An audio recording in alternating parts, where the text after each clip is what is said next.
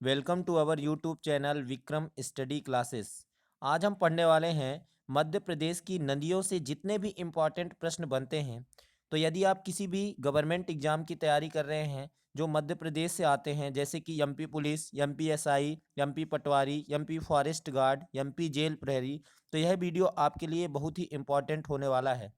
तो चलिए बिना किसी देरी के स्टार्ट करते हैं।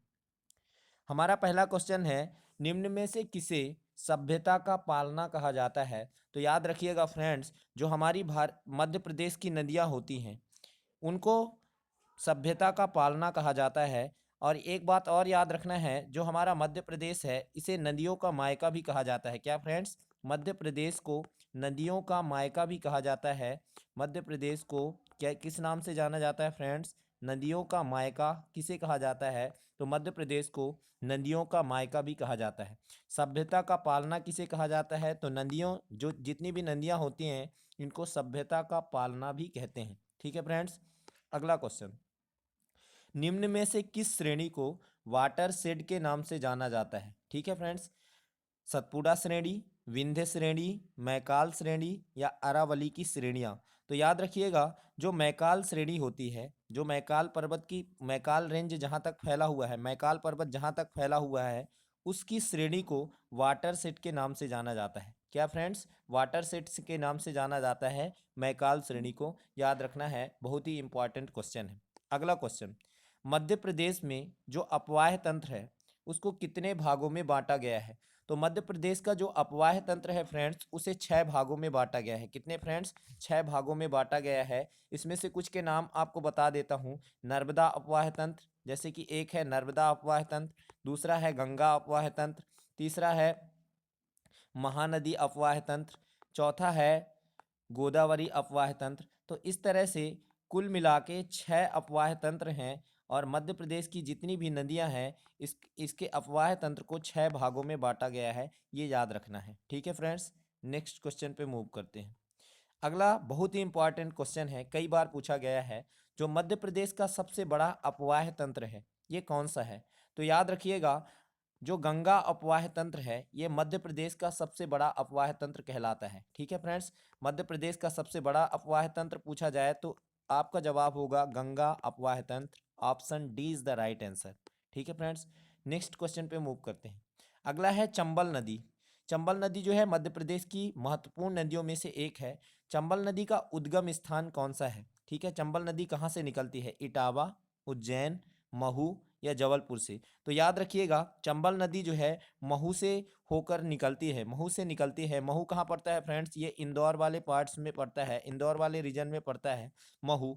और याद रखिएगा, चंबल नदी के लिए और क्या क्या फेमस है। चंबल नदी पर 2 इंपॉर्टेंट बांध बनाए गए हैं। ठीक है, एक है जवाहर सागर बांध और दूसरा है एक है जवाहर सागर बांध।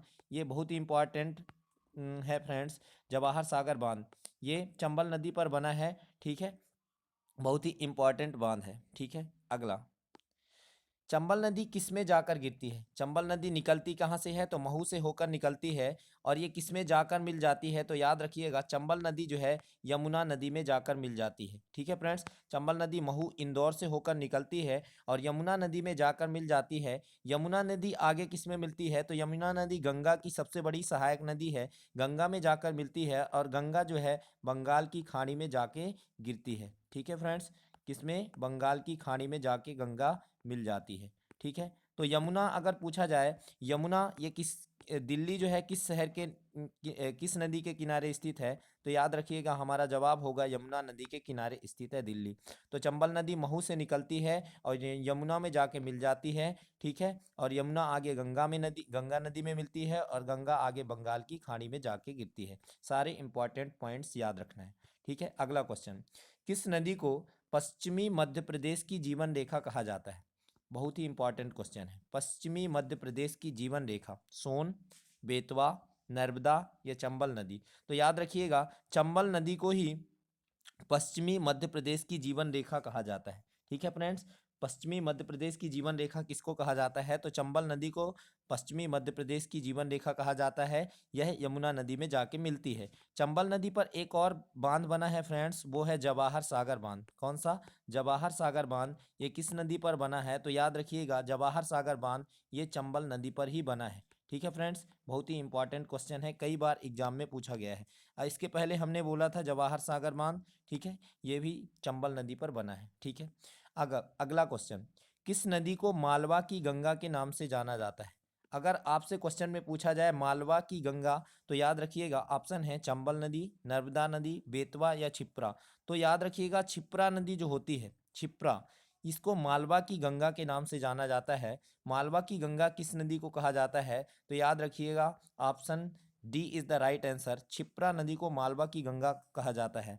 अच्छा, क्षिप्रा से याद रखना है जो उज्जैन है हमारा, उज्जैन, ठीक है, उज्जैन जो है क्षिप्रा नदी के किनारे ही स्थित है। ठीक है, अगला क्वेश्चन, महाकालेश्वर मंदिर, महाकालेश्वर मंदिर जो है किस नदी के तट के किनारे स्थित है? तो याद रखिएगा option D is the right answer, Mahakaleshwar मंदिर जो है ये उज्जैन में बना है और ये क्षिप्रा नदी के किनारे स्थित है। अभी हमने बताया कि उज्जैन जो है क्षिप्रा नदी के तट पर स्थित है और उज्जैन में ही बना है महाकालेश्वर मंदिर, और महाकालेश्वर मंदिर जो है क्षिप्रा नदी के तट पर स्थित है। याद रखना है, बहुत ही इंपॉर्टेंट क्वेश्चन है। मध्य प्रदेश की कौन सी नदी जो है कर्क रेखा को 2 बार काटती है? तो याद रखिएगा मध्य प्रदेश की कौन सी नदी कर्क रेखा मध्य प्रदेश के 14 जिलों से होकर गुजरती है? क्या फ्रेंड्स, मध्य प्रदेश के कितने जिलों से होकर गुजरती है? पहला क्वेश्चन, मध्य प्रदेश के कितने जिलों से होकर गुजरती है कर्क रेखा? तो याद रखिएगा मध्य प्रदेश के 14 जिलों से होकर गुजरती है कर्क रेखा, और कर्क रेखा को 2 बार काटती है माही नदी। कौन सी नदी? माही नदी। बहुत ही इंपॉर्टेंट क्वेश्चन है, कई बार पूछा गया है, तो ये बहुत ही इंपॉर्टेंट है। मध्य प्रदेश की कौन सी नदी कर्क रेखा को 2 बार काटती है? तो कर्क रेखा को 2 बार काटती है वो नदी है माही नदी। ठीक है, याद रखना है।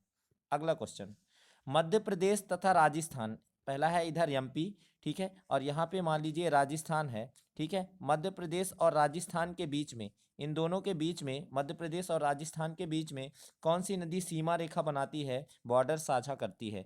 केन नदी, बेतवा नदी, चंबल नदी या नर्मदा नदी? तो याद रखिएगा जो चंबल नदी है यह मध्य प्रदेश और राजस्थान के बीच में सीमा रेखा का निर्धारण करती है। कौन सी नदी फ्रेंड्स? चंबल नदी। याद रखना है, बहुत ही इंपॉर्टेंट क्वेश्चन है। अगला क्वेश्चन, किस नदी को सूर्य की पुत्री कहा जाता है? बहुत ही इंपॉर्टेंट क्वेश्चन है फ्रेंड्स, सूर्य की पुत्री किस नदी को कहा जाता है? तो याद रखिएगा, कुछ ट्रिक बताता हूँ। सूर्य जो है हमेशा तपता है, क्या? सूर्य हमेशा तपता है, तो इसे याद रख लेंगे कि सूर्य की पुत्री कहा जाता है ताप्ती नदी को। ठीक है, तपने से याद रखेंगे कि सूर्य की पुत्री कहा जाता है ताप्ती नदी को। ठीक है फ्रेंड्स, नर्मदा और ताप्ती एकमात्र ऐसी नदियां हैं, कौन सी फ्रेंड्स? नर्मदा एंड ताप्ती, ये दोनों एकमात्र ऐसी नदियां हैं जो पूर्व से पश्चिम की ओर बहती हैं। कहाँ से फ्रेंड्स? पूर्व से पश्चिम की ओर बहती है और खंभात की खाड़ी अर्थात अरब सागर वाले रीजन पे गिरती है। ठीक है, ये कहाँ से कहाँ बहती हैं, कई बार ये क्वेश्चन पूछा गया है। तो नर्मदा और ताप्ती नदियाँ जो हैं ये पूर्व से पश्चिम की ओर बहती हैं और ये नदियाँ एस्चुअरी बनाती हैं। क्या बनाती हैं फ्रेंड्स? एस्चुअरी बनाती हैं, डेल्टा नहीं बनाती हैं। ठीक है, तो नर्मदा और ताप्ती नदियाँ से क्या याद रखना है, यह पूर्व से पश्चिम की ओर बहती हैं और अरब सागर वाले रीजन अर्थात खंभात की खाड़ी में जाकर गिरती हैं। ठीक है, और ताप्ती को ही सूर्य की पुत्री कहा जाता है। ठीक है, सूर्य तपता है और तपने से याद आया कि सूर्य की पुत्री कहेंगे ताप्ती नदी को। ठीक है फ्रेंड्स, इंपॉर्टेंट है। नेक्स्ट क्वेश्चन, किस नदी को पृथ्वी की पुत्री कहा जाता है? अब फ्रेंड्स ये बहुत ही इंपॉर्टेंट क्वेश्चन है। पृथ्वी को हम क्या कहते हैं? पृथ्वी को बोलते हैं पृथ्वी हमारी माँ है। क्या है? पृथ्वी हमारी माँ है। तो माँ से याद रखना है पृथ्वी की पुत्री कहा जाता है माही नदी को। किसको? माही नदी को। पृथ्वी को हम माँ के नाम से बुलाते हैं कि पृथ्वी हमारी माँ है, और माँ से याद रखना है माही नदी। तो पृथ्वी की पुत्री किसे बोलेंगे? माही नदी को पृथ्वी की पुत्री कहा जाता है और यही नदी कर्क रेखा को 2 बार काटती है। ठीक है फ्रेंड्स, अगला, मध्य प्रदेश की गंगा, मध्य प्रदेश की गंगा की अगर बात आए तो याद रखना है जो बेतवा नदी होती है। ठीक है, मध्य प्रदेश की गंगा की नाम या बात आए तो मध्य प्रदेश की गंगा किसे कहा जाता है? बहुत ही इंपॉर्टेंट क्वेश्चन, कई बार एग्जाम में पूछा गया है। मध्य प्रदेश की गंगा के नाम से जाना जाता है बेतवा नदी को। बहुत ही इंपॉर्टेंट है, याद रखना है। ठीक है, अगला, शिव की पुत्री, शिव की पुत्री के नाम से किस नदी को जाना जाता है? तो याद रखिएगा, शिव से मिलने के लिए जो भगवान शिव हैं, भगवान से शिव से मिलने के लिए सब कोई बेताब रहते हैं। क्या? सब कोई बेताब रहते हैं, बेचैन रहते हैं कि भगवान शिव के दर्शन हो जाते तो हमारा जीवन संवर जाता। तो शिव से भगवान शिव से मिलने के लिए सब कोई बेताब रहते हैं। तो याद रखिएगा, बेताब से ही बना है बेतवा। तो शिव की पुत्री किसे कहा जाता है? तो बेतवा नदी को शिव की पुत्री कहा जाता है। ठीक है फ्रेंड्स, बहुत ही इंपॉर्टेंट क्वेश्चन है। अगला, दक्षिण भारत की सबसे लंबी नदी। दक्षिण भारत की सबसे लंबी नदी की बात आए तो ऑप्शन है कावेरी, गोदावरी, महानदी या तुंगभद्रा। तो याद रखिएगा, दक्षिण भारत की सबसे लंबी नदी अगर कहा जाए तो गोदावरी हमारा सही आंसर होगा। ठीक है, option B is the right answer. Godavari जो है दक्षिण भारत की सबसे लंबी नदी है। अगर पूरे भारत की सबसे लंबी नदी कहा जाए तो गंगा नदी जो है भारत की सबसे लंबी नदी है। गंगा नदी को बांग्लादेश में पद्मा के नाम से जाना जाता है। कहाँ फ्रेंड्स? बांग्लादेश में इसे पद्मा के नाम से जाना जाता है। यह भी क्वेश्चन आपके एग्जाम के लिए इंपॉर्टेंट है, बन सकता है। ठीक है फ्रेंड्स, याद रखना है। अगला, बुंदेलखंड की जीवन रेखा। बुंदेलखंड की जीवन रेखा के नाम से किस नदी को जाना जाता है? तो याद रखिएगा, बुंदेलखंड की जीवन रेखा के नाम से बेतवा नदी को जाना जाता है। बेतवा को किस नाम से जाना जाता है फ्रेंड्स? तो बुंदेलखंड की जीवन रेखा के नाम से जाना जाता है बेतवा नदी को। बहुत ही इंपॉर्टेंट क्वेश्चन। अगला, बुरहानपुर। अगला है, बुरहानपुर किस नदी के किनारे स्थित है? तो याद रखिएगा, जो बुरहानपुर है ये भी, बुरहानपुर किस नदी के किनारे स्थित है? तो याद रखिएगा, बुरहानपुर जो है ताप्ती नदी के किनारे स्थित है। Option D is the right answer. Burhanpur किस नदी के किनारे स्थित है फ्रेंड्स? तो ताप्ती नदी, याद रखना है, ताप्ती नदी के किनारे स्थित है बुरहानपुर। बहुत ही फेमस सिटी है। ठीक है। अगला, मध्य प्रदेश का पशुपतिनाथ मंदिर। बहुत ही इंपॉर्टेंट क्वेश्चन। ये क्वेश्चन स्टार करके रखिए, बहुत ही इंपॉर्टेंट है। जो मध्य प्रदेश में पशुपतिनाथ मंदिर है, ये किस नदी के तट पर है? तो शिवना, चंबल, पार्वती या नर्मदा। तो याद रखिएगा, जो मध्य प्रदेश का पशुपतिनाथ मंदिर है ये शिवना नदी के तट पर स्थित है। किस नदी के तट पर स्थित है फ्रेंड्स? शिवना नदी के तट पर स्थित है।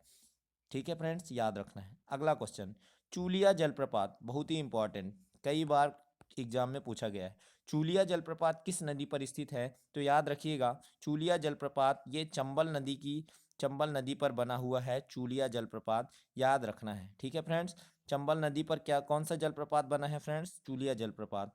ठीक है फ्रेंड्स, तो आज के लिए इतना ही। जितने भी इंपॉर्टेंट क्वेश्चन नदियों से बन सकते थे हमने सारे ले लिए हैं। ठीक है फ्रेंड्स, तो आज का हमारा वीडियो आपको कैसा लगा कमेंट बॉक्स पर कमेंट करके ज़रूर बताइएगा। यदि आपको हमारा वीडियो अच्छा लगा तो चैनल को लाइक और सब्सक्राइब जरूर करें, अपने दोस्तों में शेयर करें। तो मिलते हैं ऐसे ही एक इम्पॉर्टेंट टॉपिक्स के साथ अगले वीडियो में। तब तक के लिए जय हिंद, वंदे मातरम, धन्यवाद।